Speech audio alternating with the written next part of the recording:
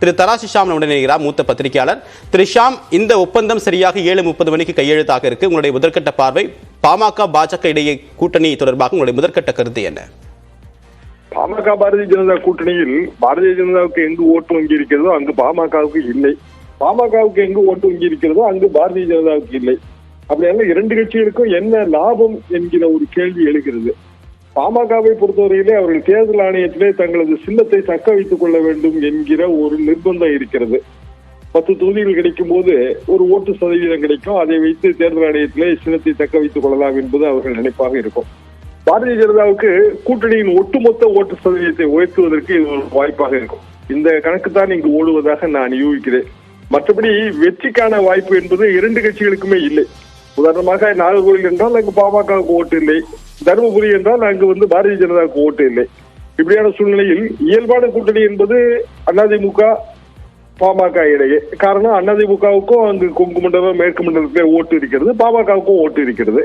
ஆனால் அதை தாண்டி இந்த முடிவை எட்டி இருக்கிறார்கள் என்றால் அதற்கு காரணம் தேர்தல் ஆணையத்திலே சின்னத்தை தக்க வைத்துக் கொள்ள வேண்டும் என்கிற அந்த நிர்பந்தம் தான். இதுதான் எனது யூகம்.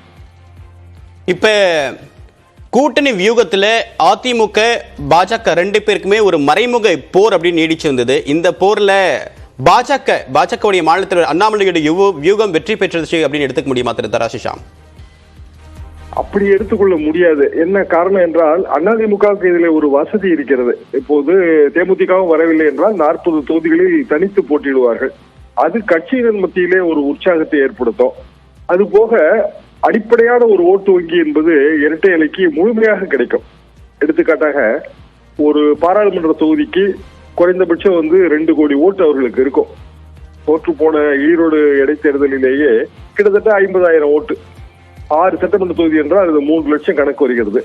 2 லட்சம் என்று தாராளமாக கணக்கெடுக்கலாம். 2 லட்சம் எடுத்தாலே 80 லட்சம் ஓட்டு, 2 லட்சம் எடுத்தால் 1 கோடி சொச்ச ஓட்டு வரும். மொத்தம் 4.5 கோடி ஓட்டு பதிவாகும் போது 1 கோடி 1.5 கோடி ஓட்டு வாங்கினால் அது ஓட்டு சதவீதத்தை உயர்த்தும். 40 தொகுதிகளிலும் போட்டி போடும்போது அது பெரிய நன்மை. அது போக இந்த அடிப்படை தொண்டர்களிடையே அது உற்சாகத்தை கொடுக்கும். பலரும் பாஜக கூட்டணியை விரும்ப மாட்டார்கள், பாமக கூட்டணியை விரும்ப மாட்டார்கள், தேமுதிக கூட்டணியை விரும்ப மாட்டார்கள். இது அடிப்படை தொண்டர்களின் சுவாபம். அவர்கள் தான் வேலை பார்க்க வேண்டும். எனவே அதிமுகவுக்கும் இதில் ஒரு லாபம், மறைமுக லாபம் இருக்கத்தான் செய்கிறது. பாரதிய ஜனதாவுக்கு ஒரு டிஸ்அட்வான்டேஜ் இருக்கிறது. 10 தொகுதிகளை பாமகவுக்கு கொடுத்து விட்டார்கள். ஏற்கனவே 3 தொகுதிகள் வரைக்கும் வாசன் அவர்கள் கேட்டுக்கொண்டிருக்கிறார்கள் 13. ஒற்றை தொகுதிகளாக ஒரு 5 தொகுதிகள் போய்விட்டன, 18. இது போக ஓபிஎஸ் கொடுக்க வேண்டும், டிடிவிக்கு கொடுக்க வேண்டும். இதையெல்லாம் தாண்டி பாரதிய ஜனதா போட்டி போடக்கூடிய தொகுதிகள் என்பது ஒரு 15 தொகுதிகளுக்குள் வந்தால் ஆச்சரியம். அப்படி என்றால் பாரதிய ஜனதா தனிப்பட்ட முறையிலே பெறப்போகிற ஓட்டு வங்கி மிக குறைவாக மாறுகிற ஒரு அபாயம் இருக்கிறது. அவர்கள் 2வது இடத்தை நாங்கள் அடைந்து விட்டோம் என்று சொல்கிறார்கள்.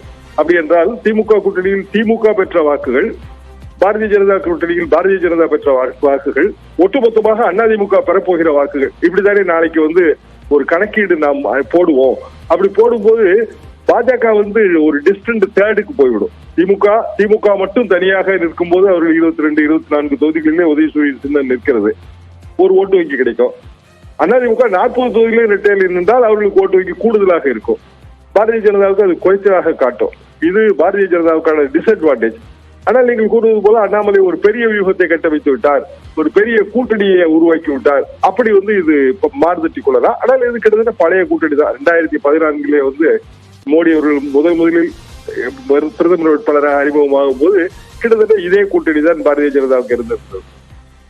இப்ப திமுகவுடைய வெற்றி வாய்ப்பு அப்படின்றது, அதிமுக ஒரு கூட்டணி அமைக்கிறது, ஒரு பலமுனை போட்டி, 4 முனை போட்டி அப்படின்னு இப்போதைக்கு எடுத்துக்கலாம். இது திமுகவுடைய வெற்றி வாய்ப்பை எந்த அளவுக்கு உறுதி செய்யுமா, இல்ல இன்னும் கடுமையாக்குமா?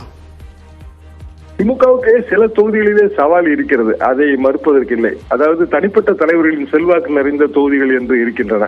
உதாரணமாக திரு டிடிவி தினகரன் அவர் சிவகங்கையில் போட்டியிட்டால் அவருக்கென்று அங்கு தனிப்பட்ட செல்வாக்கு இருக்கிறது. அந்த தொகுதிகளில் திமுக போராட வேண்டியது வரும். இப்படி பார்த்தால் ஒரு 5 அல்லது 7 தொகுதிகளிலே திமுக கூட்டணிக்கு சவால் இருக்கிறது. மற்றபடி திமுக கூட்டணியின் பலம் மிக அதிகம். 2019 அந்த கூட்டணி நிலையாக இருக்கிறது. எனவே 30 தொகுதிகளிலே மிக எளிதாக வெற்றி பெறுவதற்கான வாய்ப்பு திமுக கூட்டணிக்கு தான் இருக்கிறது. அதிமுகவுக்கு இருக்கிற ஒரே அனுகூலம், ஜெயலலிதா மாதிரி நாங்கள் தனித்து போட்டியிட்டோம், 40 தொகுதிகளிலும் தைரியமாக தனித்து போட்டியிட்டோம் என்று அவர்கள் கூறிக்கொள்வதற்கு ஒரு வசதி. அது போக எல்லா கணக்கும் 2026 சட்டமன்ற தேர்தலுக்கு தானே. இந்த தேர்தலில் வாங்குகிற ஓட்டு சதவீதத்தை வைத்துத்தான் அதிமுகவின் எதிர்காலமும் தீர்மானிக்கப்பட இருக்கிறது.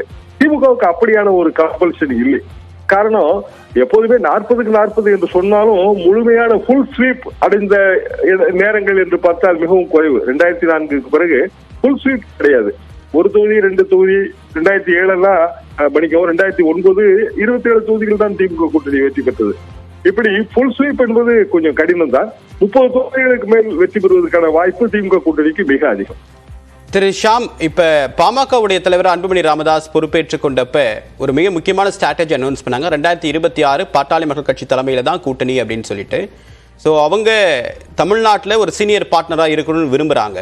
பட் பாஜகவை பொறுத்த வரைக்கும் அது ஸ்டேட் லெவலில் இருந்தாலும் சரி, நேஷனல் லெவலில் இருந்தாலும் சரி, நாங்கள் தான் சீனியர் பார்ட்னர் அப்படின்ற லெவலில் தான் அதிமுகவே அவங்க டீல் பண்ணாங்க. இப்போ பாமகவுடைய ஸ்ட்ராட்டஜி பாஜகவுடைய கூட்டணி அப்படின்றது எடுபடுமா? 2026 அவங்களுடைய இலக்கு அப்படின்றது எட்ட முடியுமா? பாரதிய ஜனதாவை பொறுத்தவரையிலே அது என்டிஏ கூட்டணி தான். அது எப்போதுமே தொடர்ந்து அமித்ஷா அவர்களும் பிரதமர் மோடி அவர்களும் கூறி வருவது என்டிஏ என்பதுதான் அவர்களது இலக்கு. இப்போதும் அவர்கள் என்ன சொல்வார்கள் என்றால் என்டிஏ கூட்டணியில் பாமக இருக்கிறது என்றுதான் சொல்வார்கள். பாமகவுக்கு ஆட்சியில் பங்கு அல்லது தானாக தனித்து ஆட்சி, இந்த 2 இலக்கோடு அவர்கள் செயல்பட்டார்கள். 2024 தனித்து ஆட்சி அமைப்பதெல்லாம் ரொம்ப கடினமான காரியம். ஆட்சியில் பங்கு என்கிற காயை நோக்கி நகர்த்துவார்கள். ஒருவேளை இப்போது பாரதிய ஜனதாவோடு கூட்டணி வைப்பதற்கே அப்படியான ஒரு நிபந்தனை விதிக்கப்பட்டிருக்கலாம். 2026 கூட்டணி ஜெயித்தால், என்டிஏ கூட்டணி ஜெயித்தால் அன்புமணி துணை முதல்வர் என்கிற மாதிரியான ஒரு நிபந்தனை மறைமுகமாக விதிக்கப்பட்டிருக்கலாம். நமக்கு இப்போதைக்கு அது தெரியாது, போக போக புரிந்து கொள்ளலாம். உங்களுடைய கருத்துக்களுக்கு மிக்க நன்றி திரு ஷாம்.